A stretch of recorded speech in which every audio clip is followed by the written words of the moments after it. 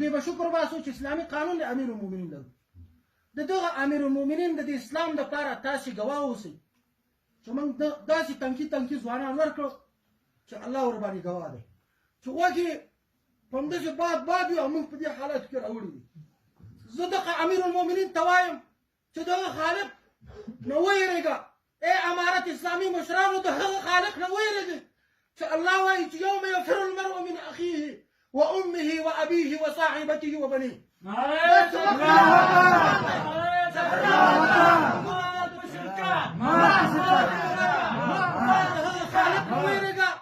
چې موږ دغه مخلوق یو الله پیدا کړی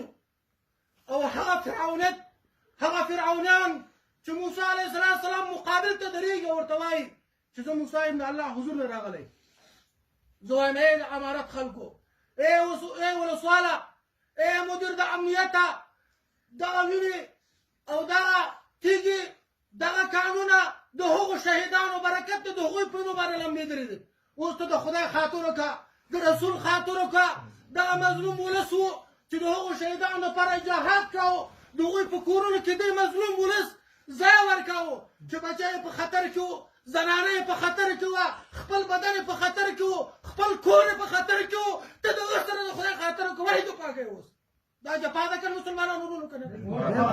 ته امیر المؤمنین د اسلام دعوه کوې د مسلمانۍ دعوه کوې دا ستا مسلماني ده ته استخبارات لرې ته امنیت لرې ته په دې ولسوالۍ کې ولسوال لرې ته قومندان د امنیې لرې 100 زره پیرې منډو ته د اوازو نصیحت ورکړې چې از برای خدای په کوسافي پولیس باندې کوم حالات شروع دی ولې دوی نه دي ولې دوی سترګې نه دي دوی ړانده دي دوی په دې د کوسافي پولیس په دې سړک باندې نه راځي ولې دوی د دې کوسافي ولس دي اول خو موږ د شکر باسو چې الحمدلله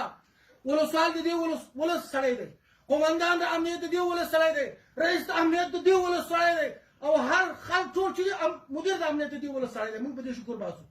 خو موږ وایو امیر المؤمنین ته ځان ته امیر المؤمنین وایې څنګه چې حضرت امیر المؤمنین حضرت عمر ته به د شپې ګرځېده او د مسلمانانو د هغوی به څه کاوه پوښتنه به کوله تعبر د مسلمانانو حق دی دغه ورځې نه وریږي چې الله فرمایي یوم یفر المرء من اخیه وامه وابيه وصاحبته وبنيه الله وایي چې ټول انسانان به د یو بل نه تښته تېښته به کوي خپلولي او دوستي او یارانې دوستي د الله په حضور کې بیا نه چلېږي ته په پیسو مه نازېږه ته په دنیا مه نازېږه دغه خالق نه ویرېږي چې کوم خالق ته پیدا کړی ته د دې ولس قومندان امنیت تا ته وایم ته د ولس خادم ځان وګڼه ولسواله تا ته وایم ته د دې ولس خادم وګڼه ځان ته د فرعونت لقب مه ورکوه زه وایم مسلمان هغه مسلمان دی چې څه شی یادي او د ولس دپاره یې ونه وایي او هغوی په ورځ قیامت به الله به دوی نه پوښتنه کوي عزیزانو عرض به ډېرې خبرې تاسو نه کوم زه تاسو باندې خپل تخریبونه نه پخوم تاسو ولیدل چې هغه ګلالي شهیدان موږ په پیتاو کې ورکړه که نه ورم نه کړو او پاس ورباندې بمبار د امریکایانو وکړو بیا په پشکال کې څومره شهیدان موږ ورکړو بیا هم نورو ځای کې څومره شهیدان موږ ورکړو د څه دپاره د دې امارت اسلامي دپاره مړ کړه د دې اسلام دپاره مړ کړو د دې امیر المؤمنین د عدل انصاف دپاره مړ کړو موږ د دې ملک خلک یو که بل ملک راغلی تاسو وایئ تذکرې د افغانستان دي که نه دي دا د دې ولایت پروان یې که نه یو دغه د بیت المال ته لاړ شي او د ولس غریب بیچاره ولس باندې دا تقسیم کړی شي